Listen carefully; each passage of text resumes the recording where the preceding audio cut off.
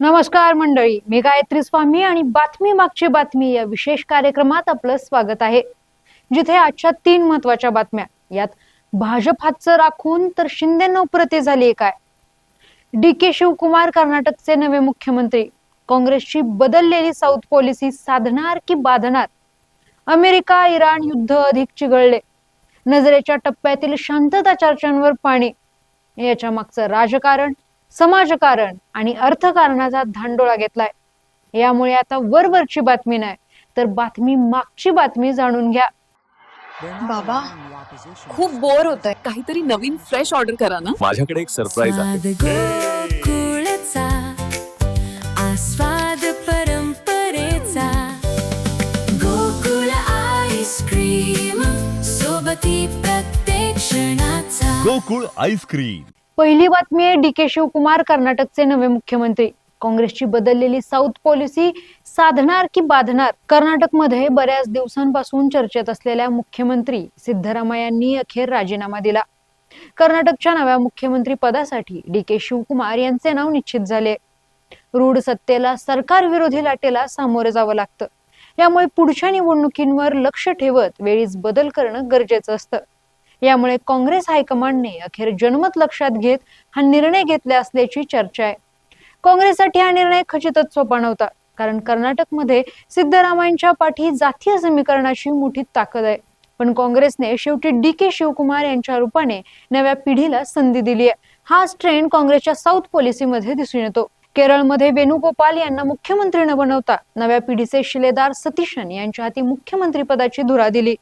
तर तमिळनाडूमध्ये DMK सोडून उगवत्या विजय थलपतीच्या नेतृत्वासोबत हातमिळवणी केली. कर्नाटकमध्ये DK शिवकुमारांची पकड मजबूत आहे. संघटन कौशल्याच्या जोरावर ते कनकपुरा मतदारसंघातून सलग 8 वेळा निवडून आलेत. DK शिवकुमारांवर ईडीची कारवाई झाली तेव्हा त्यांनी पक्ष बदलला नाही ना राजकारण सोडलं. काँग्रेस सोबतच राहिले आणि त्यांना आज निष्ठेचे फळ मिळाले. असे असले तरी सिद्धरामय्यांच्या पाठीशी उभे राहिलेला मतदार DK शिवकुमारांना साथ देणार काय, हे त्या निवडणुकींमध्ये स्पष्ट होईल. यामुळे काँग्रेसची बदललेली साऊथ पॉलिसी साधणार की बाधणार हे त्या निवडणुकीच्या कसोटीवर ठरेल. पुढील बातमी आहे भाजप हातचं राखून तर शिंदे नौपरती झाली आहे काय. राज्यात विधान परिषद निवडणुकीच्या जागा वाटपाचा हाय व्होल्टेज ड्रामा सुरू असतानाच मुंबई महापालिकेत एक अशी खळबळजनक घडामोड घडली आहे, ज्याने महायुतीमधील भाजप आणि शिवसेना शिंदे गट यांच्यातील अंतर्गत युद्धाला तोंड फोडले आहे. शिवसेना ठाकरे गटाचे नेते आदित्य ठाकरे यांनी मुंबईतील जमिनी लाटण्याचा आरोप केल्यानंतर मातोश्रीवरून गेलेल्या एका फोनवर मुख्यमंत्री देवेंद्र फडणवीस यांनी थेट शिंदे गटाच्या 4 वादग्रस्त प्रस्तावांना स्थगिती दिली आहे. यामुळे फडणवीसांकडून शिंदेंना साईडलाईन केल्याच्या चर्चा रंगल्यात. झालंय असं की शिंदे गटाच्या 4 वादग्रस्त प्रस्तावात 7 हिल्स रुग्णालय, उपनगरीय रक्तपेढ्यांचे खासगीकरण, वांद्रे रिक्लेमेशन आणि मलबार हिल ग्रीन झोन जमिनीचे खासगीकरणाचा समावेश आहे. आदित्य ठाकरेंनी पत्रकार परिषद घेऊन या भ्रष्टाचारावर कडाडून टीका केली. पण खरा ट्विस्ट मध्यरात्री आला.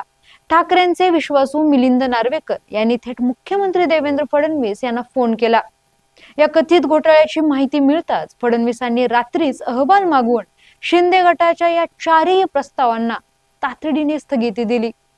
यामुळे भारतभरात भाजप मित्र पक्षाला साईडलाईन करून त्याची ताकद कमी करतोय हे दिसून आलंय. मुंबई पालिकेतील पडद्याआडच्या या खेळीमुळे महाराष्ट्रातही देवेंद्र फडणवीस हे एकनाथ शिंदे यांना राजकीय दृष्ट्या कोपऱ्यात ढकलण्याचा प्रयत्न करत आहेत अशा चर्चा सुरू झाल्या. मात्र या खेळात स्वतःचे अस्तित्व टिकवण्यासाठी एकनाथ शिंदे गड राखून खिंड लढवत असल्याचे दिसते. कारण शिंदे मोदी शहा दरबारी वजन राखूनच. राज्यात फडणवीस जरी कोंडी करत असले तरी दिल्लीत भाजपचे सर्वेसर्वा अमित शहा आणि पंतप्रधान नरेंद्र मोदी हे अजूनही एकनाथ शिंदेंचं ऐकून घेतात. आणि म्हणूनच विधान परिषदेच्या जागा वाटपात शिवसेनेला 6 ते 7 जागा मिळवून देण्यासाठी शिंदे यांनी थेट दिल्ली गाठून अमित शहा यांची वैयक्तिक भेट घेतली होती. तर उबाटाचे खासदार संजय राऊत म्हणाले की भाजपात शिंदे आधीच गुदमरलेले. शिंदे नावाचा गट बेईमानीची कीड आहे. जर शिंदे गटाला निस्तेनाबूत करण्याचा चंग राज्याच्या मुख्यमंत्र्यांनी बांधला असेल तर आम्ही मुख्यमंत्र्यांच्या पाठीमागे उभे राहू. या सर्व पार्श्वभूमीवर भाजप आपल्याला गिळंकृत करणार नाही. 2029 ची निवडणूक डोळ्यासमोर ठेवून शिंदे सावध पवित्रा घेत आपली प्रादेशिक ताकद टिकवून ठेवण्याचा आटोकाट प्रयत्न करत आहेत. पुढील बातमी आहे, इराण अमेरिका युद्ध अधिक चिघळले, नजरेच्या टप्प्यातील शांतता चर्चांवर पाणी. इराण अमेरिका युद्ध विरामात शांतता चर्चा सुरू असतानाच अमेरिकेने या 3 दिवसाच्या काळात दुसऱ्यांदा इराणवर हल्ला केलाय. यामुळे नजरेच्या टप्प्यातील शांतता चर्चा फिसकटल्या आणि अमेरिकेच्या या हल्ल्यांना उत्तर म्हणून इराणच्या इस्लामिक रिव्होल्युशनरी गार्ड्सने अमेरिकेच्या हवाई तळाला लक्ष्य केले असून यापुढे अमेरिकेने हल्ला केल्यास अधिक कडक आणि निर्णायक प्रत्युत्तर दिले जाईल असा इशारा दिलाय. इराणचे सर्वोच्च नेते आयतोल्ला मुज्तबा खमेनी यांनी सरकारी टीव्हीवरील संदेशात म्हटले आहे की अमेरिका आणि इस्रायल आर्थिक निर्बंध आणि अंतर्गत फूट पाडून इराणला गुडघ्यावर आणण्याचा प्रयत्न करत आहेत, परंतु त्यांचे मनसुबे यशस्वी होणार नाहीत. यामुळे हर्मुझ कोंडी जैसे थे वर आली आहे. दरम्यान ट्रम्प यांनी कोणीही या सागरी मार्गावर ताबा मिळवू शकत नाही. ओमानने इतर देशांप्रमाणे शांततेत वागावे, अन्यथा आम्हाला त्यांना उडवून द्यावे लागेल अशी धमकी दिली आहे. तसेच शांतता कराराअंतर्गत इराणचा युरेनियमचा साठा रशिया किंवा चीनच्या हाती लागल्यास त्यांनी स्पष्ट नकार दिला असून इराणचा अण्वस्त्र कार्यक्रम पूर्णपणे नष्ट करणारा परफेक्ट करारच अमेरिका करेल असे ट्रम्प यांनी ठामपणे सांगितलंय. यामुळे सध्या तरी इराण अमेरिका यांच्यातील शांतता चर्चा फिसकटल्या आहेत. धन्यवाद आणि पाहत रहा सकलम.